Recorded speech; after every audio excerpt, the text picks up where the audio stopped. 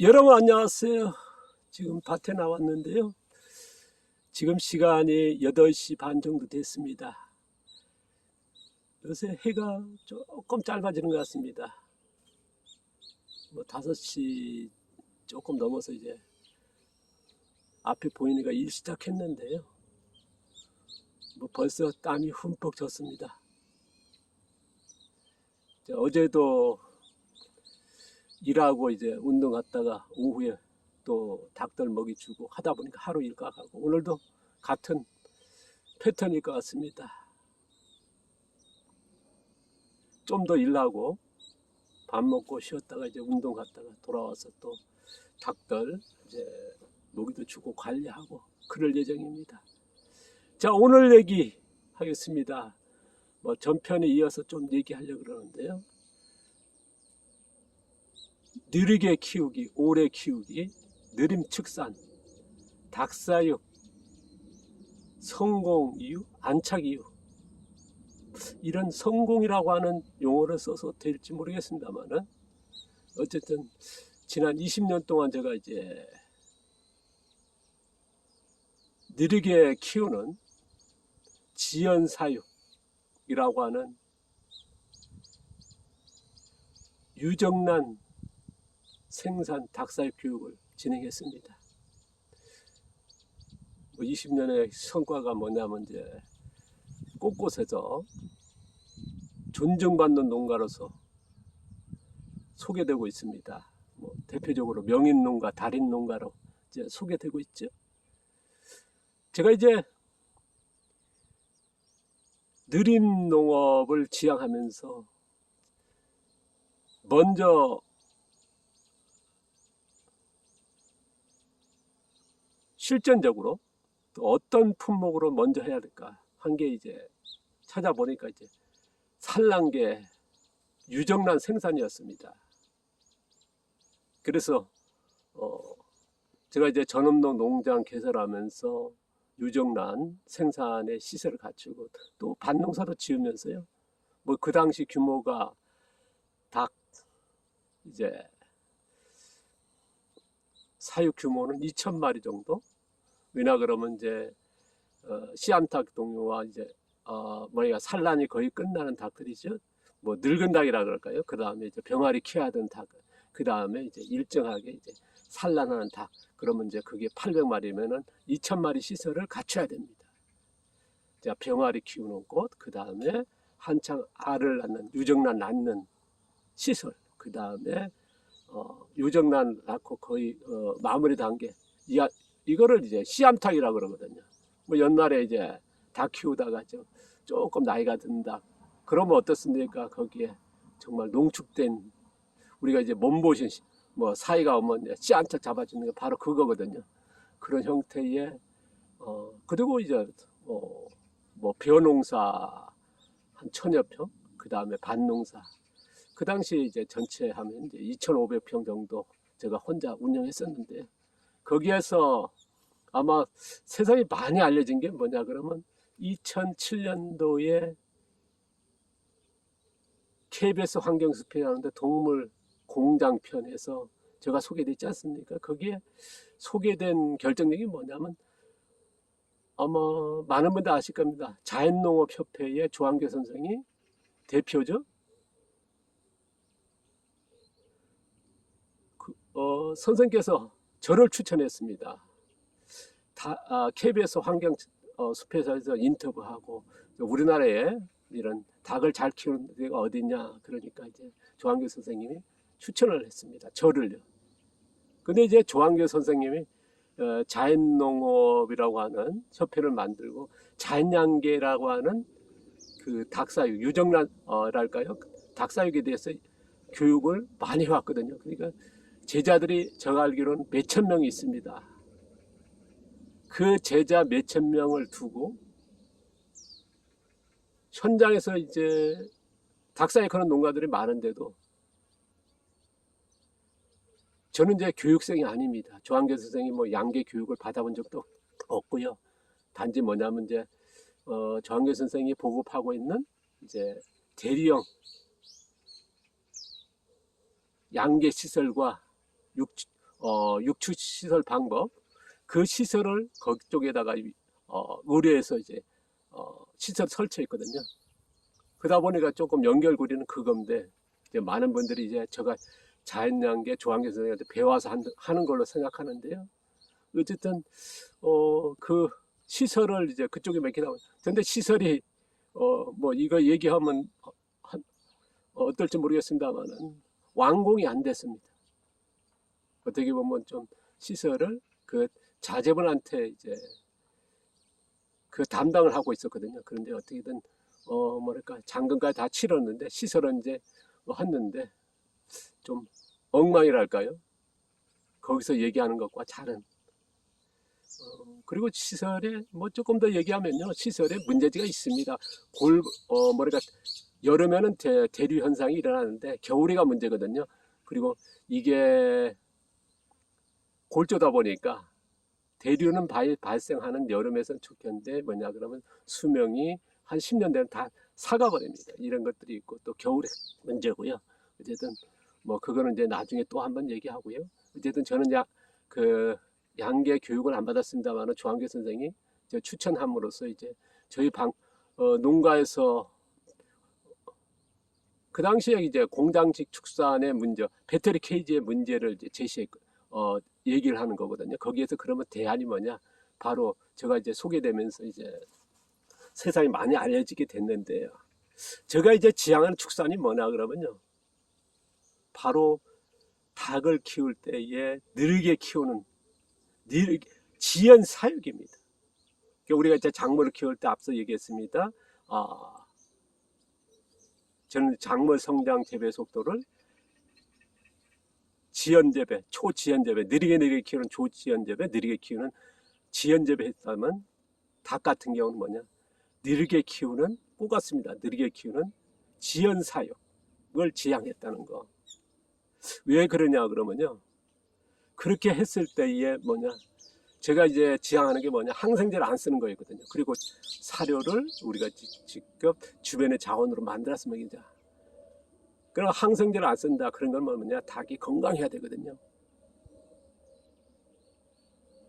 그리고 닭이 성장하고 나중에 어떤 환경에서든 적응할 수 있는 그거를 이제 갖추기 위해서 그런 기간이 필요합니다. 기간인데 우리가 일반적으로 이제 육추라 해가지고 병아리 키우는 기간을 육추라 하거든요. 그 육추 기간이, 육추 방법이 뭐냐, 37.5도에서 부화하고 나오면 30도에서 인공 가온 온도에서 정말 시판되는 고농도의 가루사료를 먹이게 됩니다.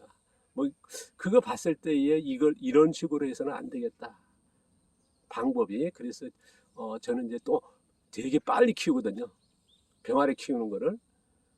그리고 이제 첫산란까지 가는데 그거를 최대한 늦춰야 된다. 그래서 느리게 사육하는 거를 시행했고, 그러다 보니까 이제 나중에 결과가 나옵니다. 어떤 결과가 나오냐면 그 골격을 강화시키는 겁니다. 오장육부로 강화시키는 거고요. 그 뭐 오장육부라는 표현이 그렇습니다만 내장이라 그러죠. 그렇게 했을 때에 보면은 같은 종, 같은 품종입니다. 했을 때에 일반적인 인공 육추라 그러거든요. 우리가 이제 했을 때 배터리 케이지라든가 그런 사육했을 때에 인공 가온을 키웠을 닭하고 비교했을 때 해보면 내장 부분에서 오장육부가 뭐냐, 2배 이상, 2배, 3배가 길다는 거. 그 다음에 두텁다는 거, 굵다는 거. 그리고 뭐냐, 골격이 아주 강합니다. 우리가 이제 아마 백숙이라든가 삼계탕 같은 거 많이 드실 겁니다. 특히나 백숙으로 하겠습니다. 했을 때에 보면은 어떻습니까? 여러분 뭐 찜닭이라든가 먹을 때 그 물렁뼈라 그러죠. 그런 것들이 씹히지 않습니까? 저희 같은 경우는 돌덩이 같습니다. 아예 씹어지지 않거든요. 그만큼 골격을 강화하고 오장뼈를 길게 하고 굵게 만드는 겁니다. 그러면 소화력이 굉장히 뛰어나거든요. 그리고 그런 체형을 갖추는 거고요.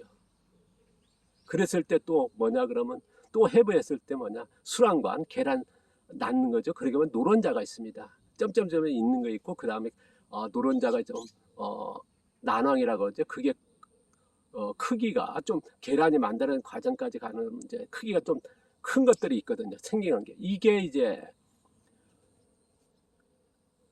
해부했을 때의 수란관의 그 노란 난황이 점점인 거 말고요. 조금 큰 거 있지 않습니까? 우리가 손톱 크기 정도의 그런 것들이 몇 개 있느냐 했을 때 제가 이제 KBS 환경숲에서 아까 말씀드렸지만 촬영할 때에 꽃 같은 품종을 같은 연령대 근데 이제 비교될 수 있는 대상이 뭐냐 아까 인공구조한 닭하고 30마리 가해가지고 10마리를 해부를 하게 됩니다. 비교하는 거죠. 30마리씩 무차별 이제 갖고 오고 우리가 30마리에서 그래서 10마리를 무차별해서 해부했습니다. 전문 수의사 뭐 가위 하나로요 딱 뭐 1분도 안 걸립니다. 해부하는데 그런 전문가에서 펼치면서 해부했을 때 뭐냐 저희들은 7개 8개 계란 난항이 나왔고요. 보통에 비해서 2배 이상 나온 겁니다. 그냥 거기에 전문가들이 너무 놀란 거죠. 왜 놀라 그러냐면요. 대개 이제 비교 대상의 닭 같은 경우는 8, 90%가 알을 낳게 합니다. 그럼 난항이 가령 3개라고 합니다. 그러면 3일에 하나씩. 그럼 3개 했으니까 3일에다가 그러면 5일에 하나씩 낳는 거고 저희 같은 게 뭐냐. 바로 열흘에 하나씩 낳는 저희들은 산란율 또 70%거든요. 그러면 그 안에 8개, 7개가 있으니까 어떻게 되겠습니까? 2배 이상의 시간을 걸려서 계란이 만들어져서 나온다는 거거든요. 2배가 더 걸립니다. 그러다 보니까 뭐냐 계란이 난각, 껍질이죠. 껍질이 색상이 최고 1등급의 색상이 나오고요. 이게 뭐냐면 게이지라는 게 있습니다. 평가하는 색깔로 계란이 얼마나 좋으냐.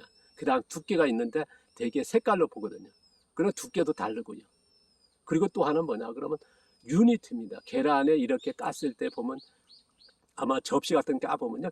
이렇게 보면 물 같은 게 있을 거고요. 두 번째 하얀 자가 이제 감싸져 있습니다. 그 다음에 노른자가 뽕긋하게 있는데 나눠가 있는데 이게 유니트가 얼마만큼 튼실하냐.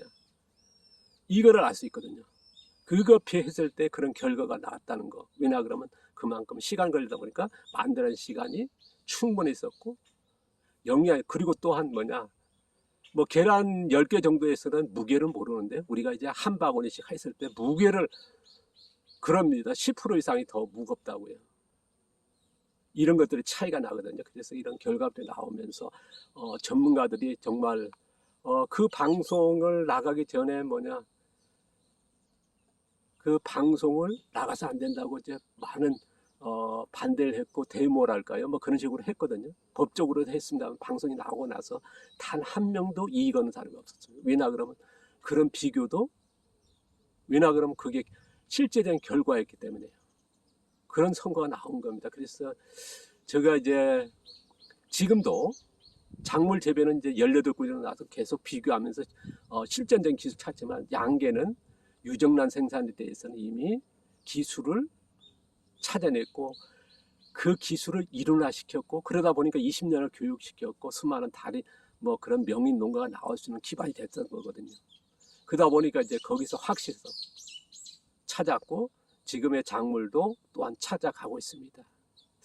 뭐 앞서도 얘기했습니다만 뭐 긴 여정이 언제까지 할지는 모르겠습니다만은 어쨌든 양계 유정란 생산에서 그런 결과가 나왔다는 거. 그러다 보니까 항생제 안 쓰고 정말 뭐니까 오장육부가 2배, 3배가 굵어지는 긴.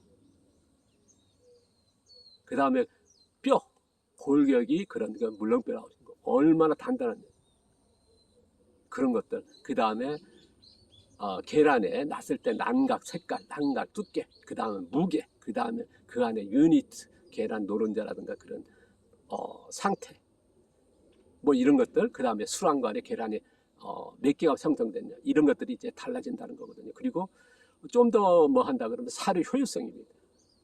왕성한 식욕과 저희 같은 경우는 뭐냐 사료를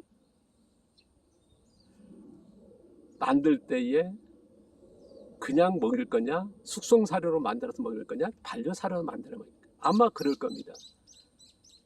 반려 사료 먹인 게 정말 그 반려견을 먹였으니까 분해해 주는 거거든요. 그래서 사람이 소화를 잘 되게끔 미생물에서 쪼개주니까 소화는 잘 되겠죠. 저희들은 그래서 반려를 안 합니다. 뭘 합니까? 숙성을 하거든요. 바로 이런 차이들이 이제 아마 왜 해야 되는지 결과를 찾아낸 겁니다. 그러니까 사료 만들 때 제가 이제 계속 사료를 만들기 위해서는 제가 일부 공개했지 않습니까? 반려가 아닌 숙성을 해야 된다. 왜? 나중에요. 소화 잘 되는 거 계속 먹이면 그게 적응해버립니다. 가루사리 같은 거 먹이면 거기에 적응해버립니다. 저희들은 어떻습니까? 장을 2배, 3배 길게 하고 2배 두텁게 한 건 뭐냐? 거친 살을 그냥 줘서 그거를 소화할 수 있는, 닭이 소화해야지 사람이 해주는 건 아니거든요. 농부가 다 해줘 버려요. 그게 아니라는 거거든요. 그런 것들을 이제 입증했고 그런 것들을 기술적으로 그리고 이론적으로 만들어냈다는 거. 뭐 작물 재배도 이제 지연 재배, 초지연 재배가 어떻게 나올지 이런 것들이 이제 좀 더 이제 찾아보려고 하고 있는 거고요. 뭐 어쨌든 유정란 닭의 가축 사육에서는 어쨌든 그쪽에서는 기술과 이론화까지 이제 찾아냈고 이제 조금 더 해서 이제 찾아낸 건 뭐냐 그러면요. 그것도 난이도 높은 아까는 머리처럼 느리게 키우는 지연 사육이었습니다만 지금은 조금 더 길게 가는 느리게 키우는 초지연 사육에 대한 그거를 이제 계속 찾기 위해서 지금도 이제 3칸으로 나눠서 비교 실증하고 있습니다. 이거에 대해서 뭐 나오는데 또 얘기하고요. 자, 오늘 많이 길어졌습니다. 감사합니다.